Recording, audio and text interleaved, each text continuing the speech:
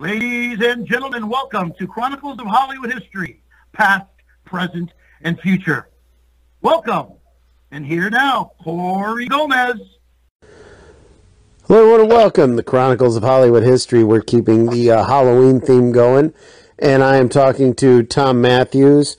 Now, a lot of you people out there might know him as Tommy Jarvis, but I know him personally as Bill from Kickboxer for the Aggressor and Brick Bardo from Blood Match. So we're going to get to that Friday the 13th a little bit later, but right now I'd like to thank you so much for joining me today. Oh, God. My pleasure. There's very few people who talk about those movies. Actually, yeah, those both were Albert Pugh movies, and I've done about 11 of his movies. I mean, so, that's awesome. He's a great director. Yeah, he kept me employed for quite a while. Kickboxer for, let's start off hot. Kickboxer for the Aggressor. Sasha Mitchell, the man that made me actually start studying Thai boxing until I got punched in the face repeatedly with elbows. That's the best kick. I don't, fuck Van Damme. I'll say it right now. Nothing against Van Damme. That movie was poop. Kickboxer 4 is the best kickboxer movie in the franchise, and you got to be a part of it. Do you have any memories of making that one? I absolutely. I have great memories. Shot that in New Mexico, and I remember when I get the. I distinctly remember when I did the stunt where I got the knife in the head. Yep, right at the end there. Yeah, I told the stunt guys, okay, I just want to like, kind of grab for it, and I just want to like fall out of frame, like a dead man drop. And they said, okay, we'll put a mattress behind you. I said, great. So we rehearsed it a couple of times, and boom, I take the knife in the head, jerk my head back like I got hit with a force. Of course, it was already glued to my head. They just edited it that way. Looks like you got hit. And so I'm stumbling backward. I'm grabbing it, and then I turn, make my banana turn as I'm backing up, and I do a dead man drop, and I missed the mattress. And I know it's bad because I hear the stunt guy go, ooh. That hurts. And it did. I think I had some pain there the next couple of days. You can actually feel it traveling up and down your spine. But working with Sasha was great. The whole cast was great. It was a fun movie to work on. I always appreciated the fact that Sasha Mitchell went undercover and his disguise was just a pair of sunglasses. Yeah. Sasha, I've been trying to interview Sasha Mitchell for 5 years. He about to give up on that one. He's eluded me. Was he pretty fun to work with? Yeah, he was. He's very concentrated. He was totally into working and the work. So we didn't hang out a lot. Had some scenes that we were in together, but he was fine. Yeah, it was. Sasha. I used to run into him. I used to see him used to go to the world famous farmers market in Los Angeles. It's been there for years. It started out where farmers would come in wagons and horses and sell their goods, and became paved it in shops and stuff like that. But I would see him there. Eat at Charlie's coffee shop every once in a while. You got to do. It's funny because they didn't have Michael Quissy as Tong Po. They had I can't remember his name, Kamal something, in part 4. So most people are just like, oh, the fake Tong Po. But you got to work with the real Tong Po when you did another great action movie, Blood Match, with Michael Quissy and Benny the Jet. You were the lead in that film. I was. I killed Benny the Jet. Not many people can say that. No, no, and he brought all of his students in to play the stunt guys. There's a couple of guys that I have fights with. One guy named Bear, the large guy. There's a great still of me giving him a ridge hand, and that's if you look at your right hand, because I'm right-handed, and tuck your thumb underneath your palm and make like a blade. That's called a ridge hand, and I've got a ridge hand picture hitting Bear, and he's he's probably 240 pounds, and I hit him, and the shot is black. It's a beautiful black and white shot where he's just parallel to the ground, and me just giving him with the ridge. So it was a really, really cool shot. But all the guys, most of those fighters are really sweet because I guess they just get all their aggressions out when they're fighting and working out and stuff like that. So they're all really sweet. I mean, I met a bunch of boxers and stuff like that. I remember we were shooting that down in Orange County, and Benny and I we went to a boxing show that they were having in the hotel in the main arena, or the main convention, and they had set up a boxing ring and stuff like that. Tons of people in there, and Benny goes, "You want to go?" I said, "Sure." So we go walking in there, and they are just all over him. The refs know him, the judges knew him, the guys who were, all the fans knew him. They're like, "Benny, Benny!" They're like going crazy because he held 3 different titles at one point.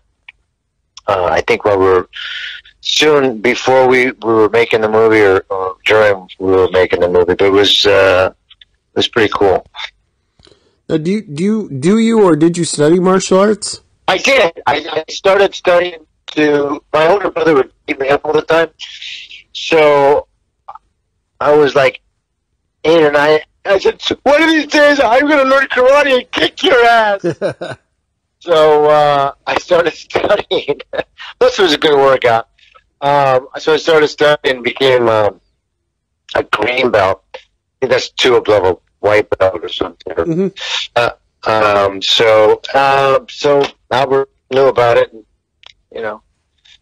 used my talents. I also went down twist and I have some karate moves, I think, a couple of them. That's another one. If you haven't seen that one, you should check that out with Kerry Lowe and Charlie Rocket. Okay. Down Twisted. And Blood Match. I mean, no, not Blood Match. Nemesis? Blood Match. No. Oh, God. Oh, Ice-T. Shit, I know which one you're talking about, too. Exactly. Yeah. Picture the cover. It's like an airport type cover. We're in a prison and there's a car. Shit, I should know what I was saying. Mean Guns with Lambert. Mean Guns, yes. Very watchable. Very fun movie to watch. That's another Albert Pume movie. Fantastic. How's he doing? Have you talked to him lately? I haven't. I should have, because I was I did recently in Vegas, and that's where he lives. I was doing the Days of the Dead horror convention in Vegas. So, but I was busy, and that's where he's living, and he's, he's declining, from what I understand. Yeah, I mean, he's still making movies, but he's not happy about it. His health condition. I think he's getting dementia, or one of those. My mom has it. It's a terrible, awful disease. But he's, you were friends on Facebook, so I see his posts every once in a while. Again, I know Cynthia, his wife. So, I tried to get, Norbert Weiser was also a guy, an actor that he used a lot.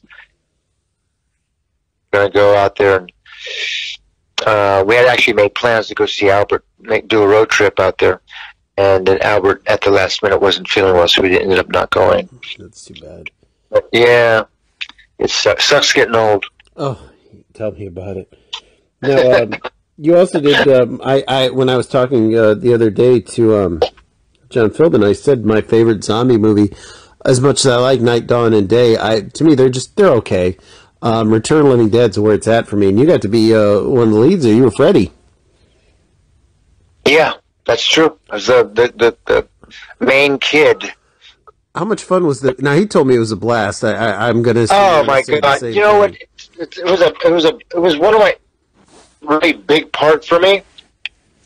And how lucky was I? I mean, I got that role for an actor is just because it's so many different variables and changes and shifts. It's like it was 3 different people.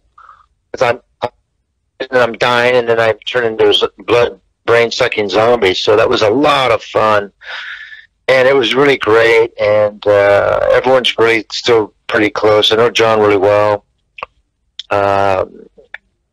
He brought Eric Stoltz on to the show, and they were friends. And he did Mask, and I knew the kid. I actually grew up in Covina, so I knew the kid Rocky, who Eric portrayed in Mask. Is it Eric? Yeah. Yeah. Eric Stoltz. Yeah. Yeah. So that was interesting. I actually saw Rocky a couple of times at a park over in Irwindale, is where he was from. I saw his mom, and she looked nothing like Cher, but yeah, that was pretty cool. And then Jimmy Karen, working with him was a unbelievable experience. We became fast friends and had a lot of great scenes together. And just the stories sitting with him, because he's from he's from New York and did Broadway and stuff. It was in Streetcar Named Desire, the German Color with Brando and stuff, and it was Jason Robards, and Jimmy just passed 2 years ago this month. So we used to celebrate our birthdays together because we were born on the same day. We found out too. So we'd celebrate our birthdays together and not have more for the holidays and stuff. Him and Alba. And yeah, so I see a lot of the people. Now now at the end of Return of the Living Dead, I know this ain't a spoiler. If you ain't dead, you're blown up by a nuclear weapon.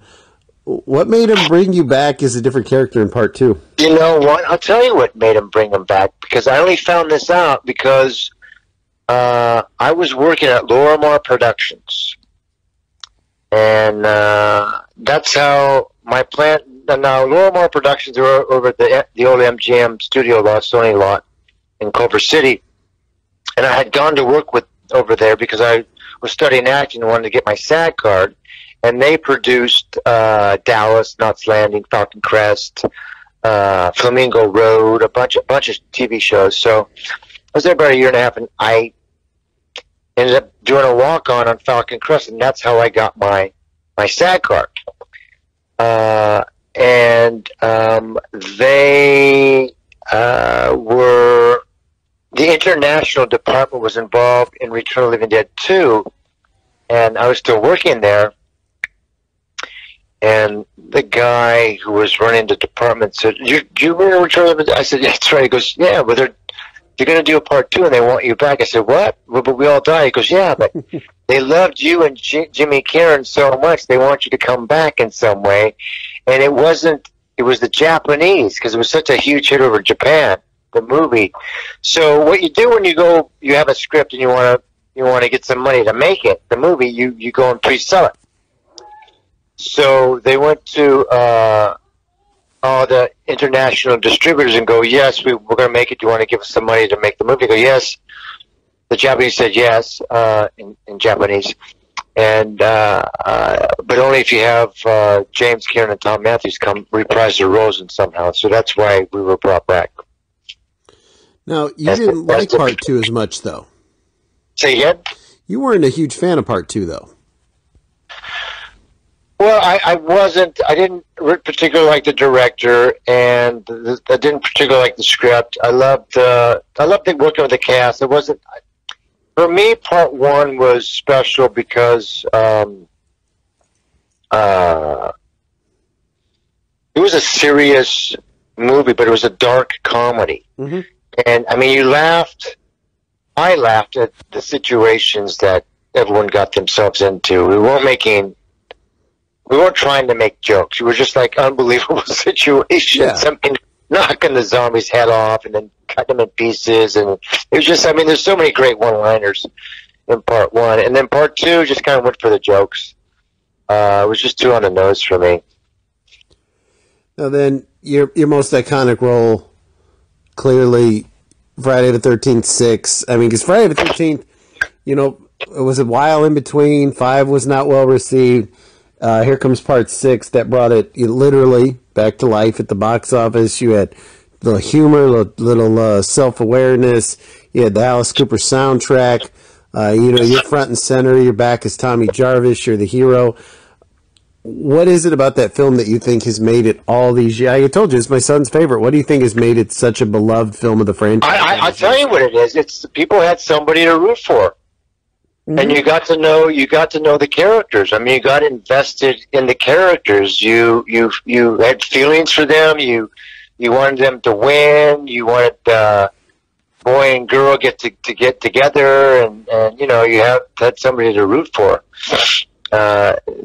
There's some you know, slight character development which you don't see in the rest of the franchise.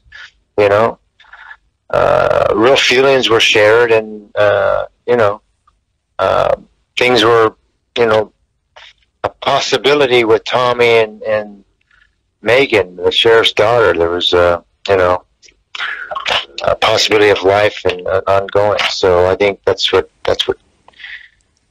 people responded to. Who paid for Jason's tombstone? I get different answers every time I ask. There's no way the town would chip in for a homicidal maniac. Good question. I think production paid for it. There you go. It's always bothered me. It was like everybody's like, I know who paid for it. Production. There you go. That'll work. I know there was. Now, I've heard that there was like a lot more that meant to be filmed, like where they were going to introduce his father and everything like that. Clearly, at the end of the film, you know, you tie him, you dump him in the river. Why didn't, I mean, I don't know if you can answer this or not. Why, when Part 7 came out, which I like Part 7, why didn't you return for Part 7? Like, why wasn't there just another Tommy Jarvis in Part 7? You know what? That makes sense to you and me, doesn't it? And probably the rest of the world. I have no idea. That would have been the natural progression. But it's weird because they never, in the beginning, they never even used the same Jason. And I think I blame Steve Dash for that, because he turned it down because he wasn't available. And he's kicking himself all the way, you know, to the bank. God rest his soul, because he passed a few years ago as well. Mm. And he says one of the biggest mistakes he's ever done, not continuing the role, because they went to him first for Part 3, and he couldn't do it. Had a conflict. But I think that kind of set it off to where, you know, they just needed the hockey mask, and they could have put anybody behind it. And that's what they did for a while, until they discovered Kane, because he would work for so cheap. And I don't know that. I'm just saying that. I love Kane. Oh, he's a monster too. I see him all the time.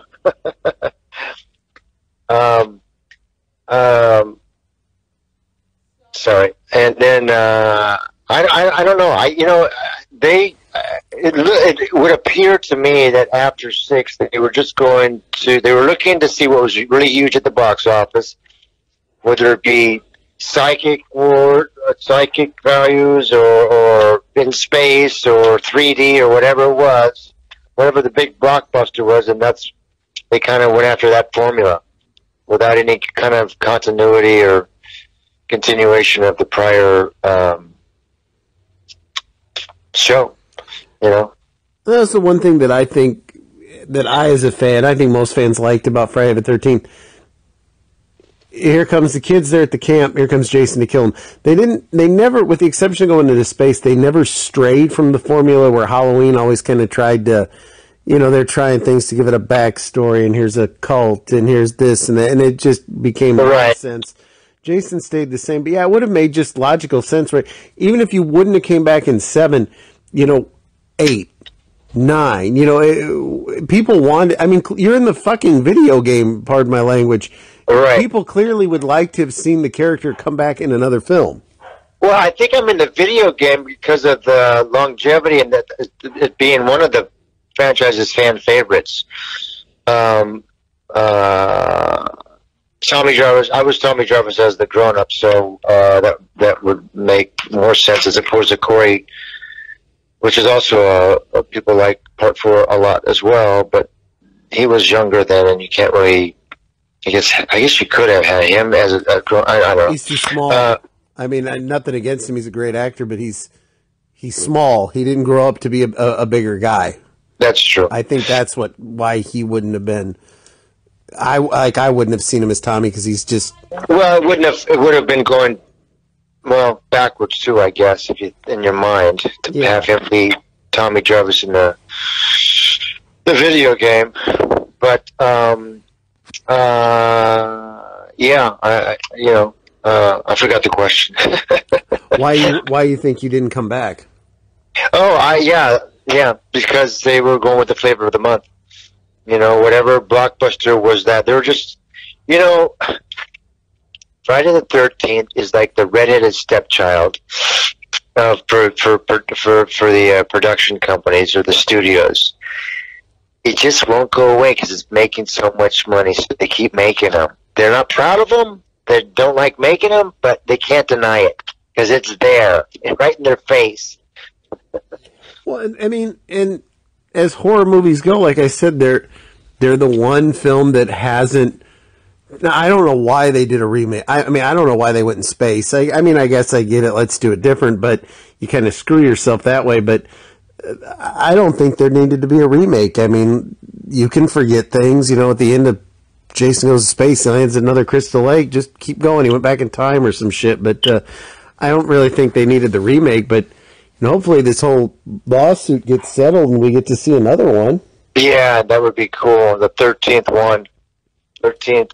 Oh, I got the box set too. It's nice, isn't it? Oh, it is. And I was at a signing for Dark Delicacies for the LP that they just sent out or just made. They ran a bunch of, I don't know how many they made, but the artwork on that is unbelievable. Oh, just beautiful.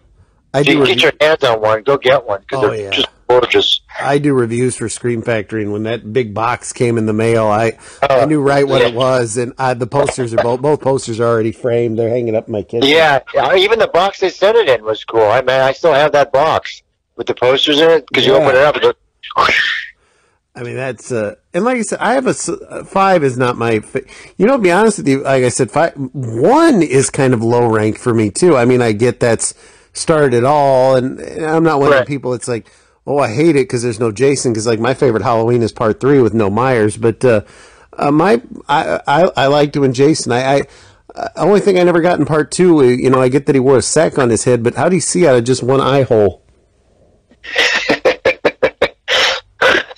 I don't know. You're very well trained in the art of murder. Yeah. No, they're fun, and and you've killed me so many times in the game. I hate you. But, I'm badass. Do you play the game? I have, yeah. When it first came out, I'm too busy now, but I have, and my middle son plays it, and he loves it. It's weird how it's so.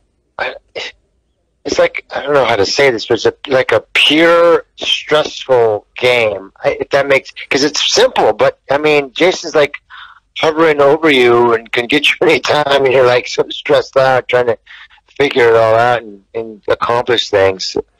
I played it and I didn't know, you could get to choose a camper or Jason's, and I didn't see a Tommy Jarvis.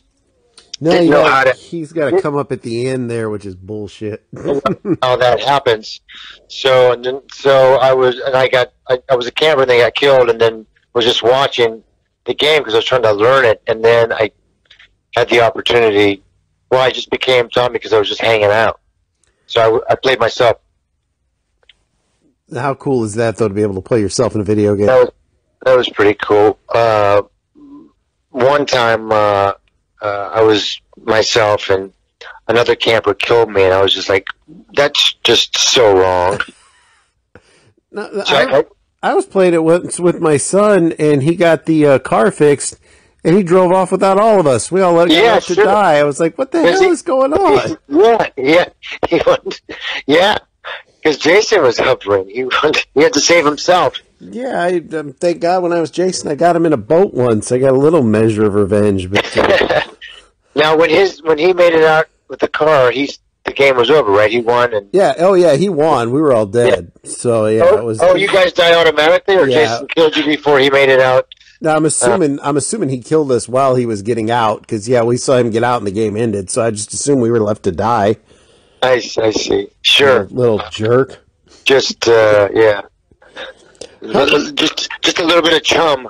Yeah, Okay. see, that's why I got to put on like another game and beat him senseless in it. But how did the Never Hike Alone movies come about? DeSantis is a huge Friday the 13th fan. I come to find out, but how I got involved, and they had already. How I had gotten involved was kind of a weird story. I have a writer friend we've been friends for 35 years, 40 years, and he had a roommate whose friend was a Friday the 13th fan, and that his roommate's friend would come over all the time, and he just wouldn't shut up because he found out that he knew me. And he was just like torturing him, because would you please have dinner with this guy and me? So he was just won't shut up. He just now that he found out that I know you, and I said, sure, anything for you. Because we all had dinner together. My wife and Michael's my writer's friend, and the guy's name was Barry. And we had dinner, and he goes, I'm executive producing a fan film called Never Hike Alone. Do you think you might be interested in doing it? I'm thinking, in the back of my mind, I'm just like laughing. A friggin' fan film, sure. Sure, yeah. He goes, oh yeah, we've already shot like half of it. And great, send me the script and send me what you guys have shot already. So he got it all together and sent me the script and sent me over what they had shot. They had already shot it was shoot on the weekends, and they had been up there for 2 or 3 months. So I think they had shot half the movie. And so I looked at it, and I was like, oh, this thing's amazing. This is not a fan film. This is like a professionally, it was truly everything. The cinematography, the script is great, the editing, the acting was great. I said, yeah, let me have a meeting with the director, which was Vincent, and he also writer-director. So we had a lunch meeting, and we talked about where Tommy Jarvis might be able to fit in. But Vincent's he's like an encyclopedia. He just loves the franchise, and big, huge fan. So that's kind of signed up, and we did it. Then we premiered it in October.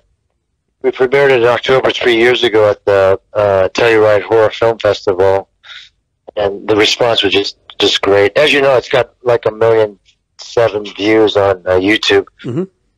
And then Never Hike in the Snow just was released on YouTube October 13th. That's doing very well.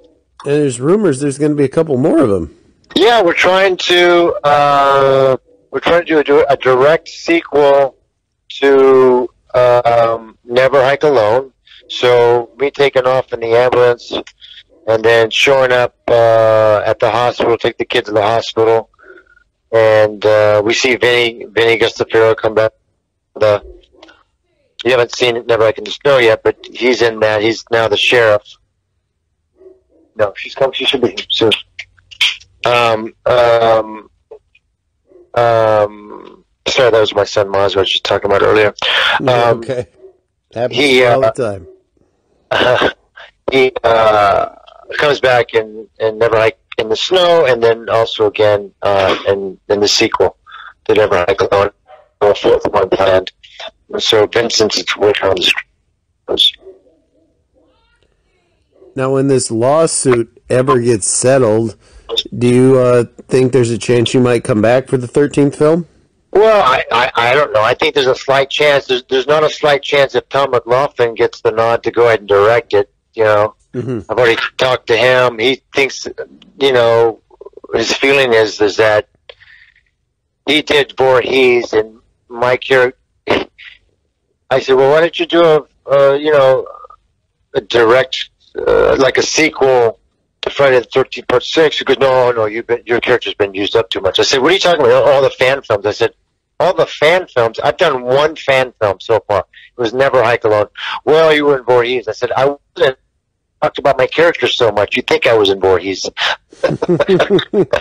So, yeah, he had a script with Megan in it, with us having kids and stuff like that. But he scrapped that one, and then he's got another one that takes place, I think, like 18 years later. And it's basically women based. A lot of women in it. And I don't know the storyline to it. But I stopped talking to him after he said Tommy Jarvis would not be in it. How about that? We're friends. I just stopped talking to him about that. So I'm pursuing my Friday the 13th fix this someplace else and Never Hike Alone in the game and different places. And people send me scripts all the time. I have a really great one, a full-length feature where it literally takes place 35 years. It's like a continuation of Wessex County, Camp Crystal Lake, and Tommy Jarvis continues. What do you think about Friday the 13th and your character is so timeless?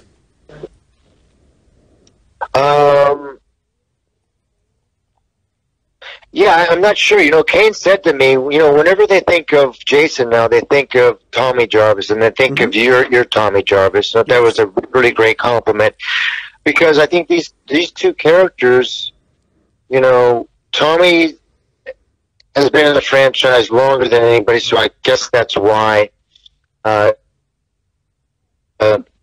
two people that, you know, are butting heads and should be against each other until Jason dies again. I think it was the jean jacket with the fur collar. Say that again? It was the jean jacket with the fur collar. Oh, yeah, maybe. I had one of those at the time, so I think that's really what made you timeless. That was my wardrobe, so I just said, hey, Tom, what about this? Oh, that'd be great. Let's do that. I said, cool. The only thing that made me sad was that you had to kill old poor Horseshack in the beginning of part 6. But other than that, you know, it's 6 is, you know, I mean, it has the James Bond open, the Frankenstein back to life. It's so good. The opening sequence is amazing. Before the credits, his heart punched out of his body. I saw the dailies for that. There was a couple of scenes that didn't make it into the movie. His fist goes through Horseshack's his chest. He's got the heart in it. He drops it. It bounces on the ground. Then Jason steps on it. You don't see any of that movie though. It's hopefully, you know, I'd like to think one day we'll see an uncut version, but I'm pretty sure what was cut was swept up in the trash. That would be cool. No, it was a great movie. You know, you did a great job. You know, I know you're busy. I won't take up any more of your time, but I want to thank you so much for joining us. Do you have anything to say to all the fans out there? Yeah, just keep the horror fans are the best, and check out Killer Therapy. That was actually the guy who executive produced Never Hike Alone. Barry J. wrote and directed Killer Therapy, that just was released on Amazon. And then I've got a Western out there that was released last month too, called, if anybody likes Westerns, called Warpath. So that's out floating around there.